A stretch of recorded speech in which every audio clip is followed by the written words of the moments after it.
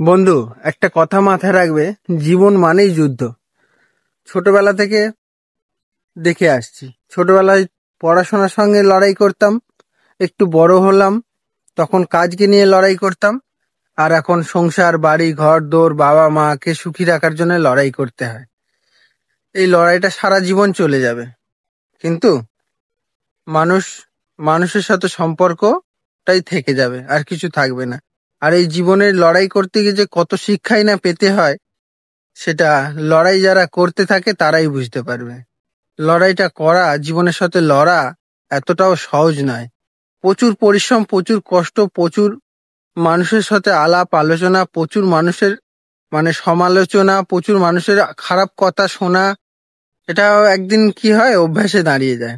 তখন কিছু অভ্যাস বা কিছু মানুষের কথা তখন আমাদের আর গায়ে লাগে না, কিছু মনেই হয় না যে মানুষ কিছু বললো, কি কে বললো, কি এসে গেল। কারোর কোনো কথায় কোনো সমস্যাই হয় না আর। একেই বলে জীবন। জীবনের যুদ্ধে জিতে জীবনের যুদ্ধে টিকে থাকাটাই সবচেয়ে বড় জিনিস। আর সবাই টিকে থাকতে পারে না। যারা টিকে থাকে তারাই মানুষের মতো মানুষ তৈরি হয়, আর যারা টিকতে পারে না তারা এমনি নর্মালি থেকে যায়। আর ক্লাসের মধ্যে যারা দু রকমের লোককেই চেনা যায়, যারা প্রথমে থাকে আর যারা লাস্টে থাকে। মধ্যখানে যারা থাকে তাদেরকে কেউ চেনে না। তো জীবনের যুদ্ধ করো, যুদ্ধ করে জীবনে এগিয়ে যাও, দেখবে ঠিক একদিন সফলতা পেয়ে যাবে আর সবাই তোমাকে চিনে যাবে।